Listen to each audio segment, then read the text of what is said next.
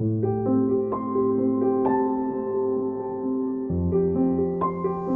वालेकुम नाज़रीन, you are watching review with Faiza Khurram only on Studency Cafe. जी नाज़रीन, लास्ट प्रोग्राम में मैंने आपसे जिक्र किया था कि हम अफ्रीका के ऊपर एक डिटेल रिव्यू आप लोगों के सामने मैं रखूँगी। तो आइए चलते हैं, अपने प्रोग्राम की तरफ बढ़ते हैं। जेड डायमंड एक बहुत मशहूर राइटर और साइंटिस्ट है।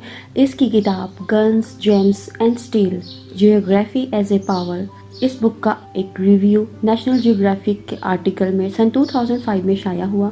इसमें उन्होंने प्रूफ किया कि geography shaped how history unfold across the world. मुख्तलिफ कॉन्टिनेंट की फिजिकल लोकेशन उसमें रहने वालों की एबिलिटीज़ को अफेक्ट करती हैं।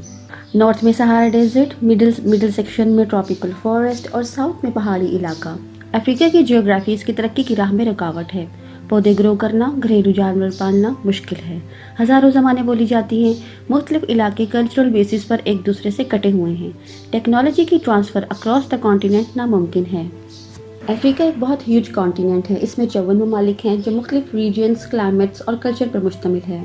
लेकिन एक चीज़ कॉमन है, ये सारा खित्ता आपस में भी और पूरी दुनिया से भी आइसोलेशन में है। अब काफ़ी हद तक फ़र्क पड़ गया है, लेकिन असरात अभी भी बाकी हैं। दुनिया के अफ्रीका के बारे में नाकिस नज़रिया है। कुछ लोग रियलाइज़ करते हैं कि ये बहुत बड़ा खित्ता है। इसकी वजह यह है कि हम में से अक्सर स्टैंडर्ड मार्केटर मैप इस्तेमाल करते हैं। अफ्रीका बहुत ज़्यादा बड़ा है। जितना पोर्ट्रेट किया जाता है उससे कई गुना ज़्यादा बड़ा। अफ्रीका यूनाइटेड स्टेट से 3 गुना ज़्यादा बड़ा है और ग्रीनलैंड से 14 गुना ज़्यादा बड़ा। US, Greenland, India, China, Spain, France, Germany और यूके को भी अगर मिला लिया जाए तो अफ्रीका में यूरोप के लिए बहुत सी जगह बच जाएगी। अफ्रीका को 2 हिस्सों में डिवाइड किया जाता है, टॉप थर्ड और two third. Top third part Africa के नॉर्थ में है और इसमें अफ्रीकन अरब स्टेट्स हैं। इसके कोस्टल प्लेन्स में सहारा डेजर्ट है जो दुनिया का सबसे बड़ा डेजर्ट है, तकरीबन यूनाइटेड स्टेट्स जितना बड़ा डेजर्ट। सहारा डेजर्ट के बिल्कुल नीचे साहिल रीजन है जो कि रेतला पथरीला इलाका है और 3000 मील पर फैला हुआ है। साहिल लफ्ज अरबिक है, इसका मतलब कोस्ट है। साहिल से मेडिटेरियन तक बहुत से लोग मुसलमान हैं। साउथ की तरफ बहुत से रिलीजन के लोग हमें नज़र आते हैं। यहाँ पर लैंड भी टेम्परेट है और ग्रीन वेजिटेशन भी है। ये अफ्रीका का 2/3 पार्ट है। जैसे ही हम central African Republic of Congo की तरफ जाते हैं, ये एक जंगल में बदल जाता है। दुनिया का दूसरा बड़ा ट्रॉपिकल फॉरेस्ट है। ईस्ट कोस्ट की तरफ बहुत बड़ी लेक्स हैं, युगांडा और तंजानिया में। लेकिन वेस्ट में फिर से डेजर्ट है जिसमें अंगोला और नमीबिया शामिल हैं। साउथ की साइड पर ज़्यादातर इलाका जंगल से घिरा हुआ है। स्टीप साइडेड प्लेटो हैं जहाँ पर गंदम और चावल की काश्त नामुमकिन है। अफ्रीका में वायरलेंट सेट ऑफ डिजीज़ मौजूद हैं जिनमें सबसे पहले HIV एड्स आती है। इसको टाइम बम की तरह लिया जा रहा है।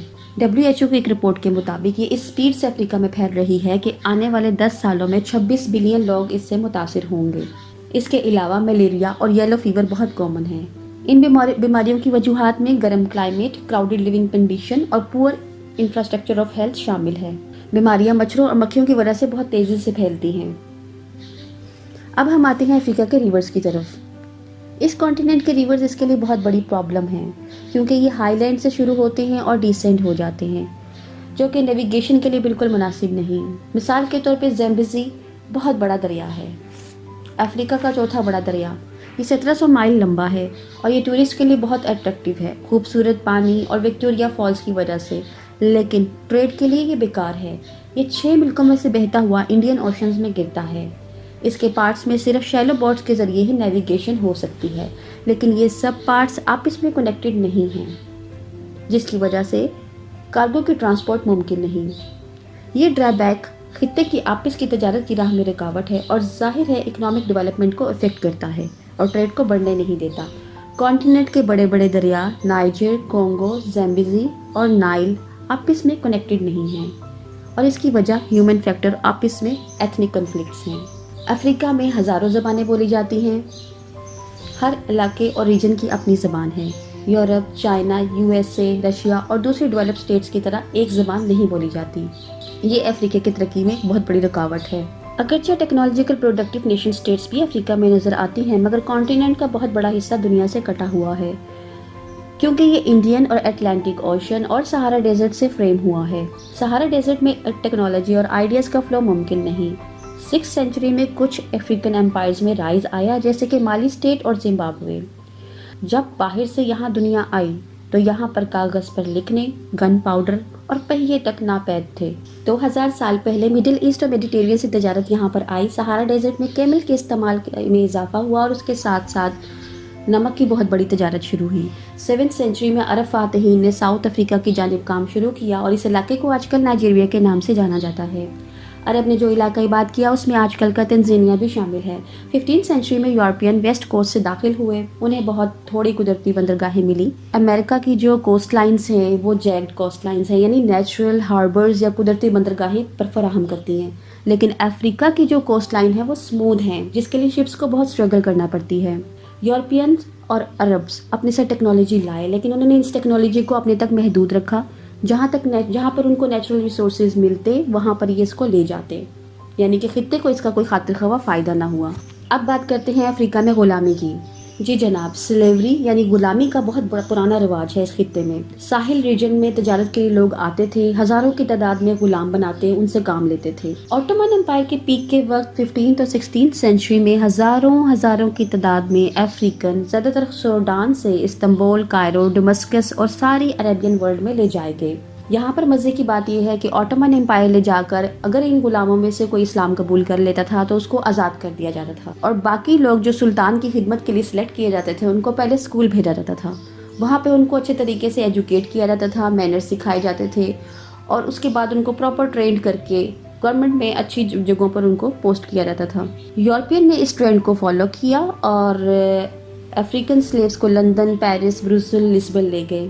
وہ افریقہ کا میپ بھی اپنے ساتھ لے گئے اور اس پر مختلف طرح کی لکیریں لگائیں جو کہ ان کی اگریسو اپروچ کو ظاہر کرتی تھی، اس بات کی نشاندہی کرتی تھی کہ ہم نے کس طریقے سے اس علاقے کو ڈیل کرنا ہے۔ اب بہت سے افریقنز پولیٹیکل پریزنرز بن گئے یورپینز کے۔ اب افریقہ میں 54 ممالک ہیں۔ مڈ آف 20th سینچری میں جس طرح پوری دنیا میں کالونزم کا زوال سٹارٹ ہوا، افریقہ میں بھی ہوا، اور یہاں پہ انڈیپینڈنس موومنٹ سٹارٹ ہوئی جس کے نتیجے میں یہاں کی اسٹیٹس نے آزادی حاصل کی۔ اس کے بعد Sudan, Somalia, Kenya, Angola, democratic republic of Congo, مالی، نائجیریا، ان سب کنٹریز میں ایتھنک کنفلکٹ سٹارٹ ہو گئے۔ اس کی وجہ یہ تھی کہ یورپینز نے جو اپنا نیشن سٹیٹ کا ایک آرٹیفیشل سٹرکچر دیا تھا، امپوز کرنے کی کوشش کی تھی۔ یورپینز کے جانے کے بعد خطے میں انسٹیبلٹی بڑھی اور ان ویک سٹیٹس کی وجہ سے یہاں پر ایتھنک کنفلکٹس یا خانہ جنگی سٹارٹ ہو گئی۔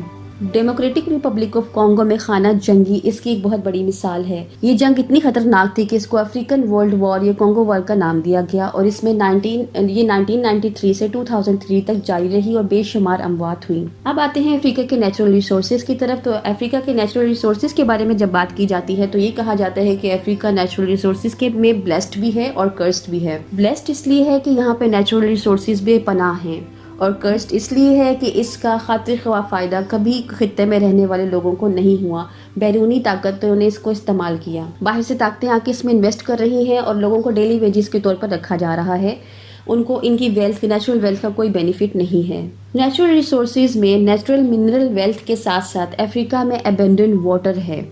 جی ہاں، اگرچہ اس کی جو ریورز ہیں وہ ٹریڈ کے لیے بیکار ہیں مگر ہائیڈرو الیکٹریسٹی کے لیے بہترین ہیں، لیکن یہ معاملہ بھی پولیٹیکل اور پوٹینشیل کنفلکٹس کا شکار ہے۔ جی تو ناظرین، آج کے پروگرام میں آپ نے افریقہ کی جغرافیکل کنڈیشن، بیرونی طاقتوں کے خطے میں آمد اور اس کے ریسورسز کے بارے میں جانا۔ آنے والے پروگرام میں اس خطے کی سب سے بڑی پاور یعنی ایجپٹ، ہائیڈرو پالیٹکس اور اس صدی کے سب سے بڑے واٹر کنفلکٹ کی میں بات کروں گی، تو آپ ہمارے ساتھ رہیے۔ اسٹوڈنٹس کیفے کو سبسکرائب کریں، بیل آئیکن کو کلک کریں، ٹویٹر، انسٹاگرام، فیس بک اور دوسرے پلیٹ فارم پر ہمیں فالو کریں۔ Thank you.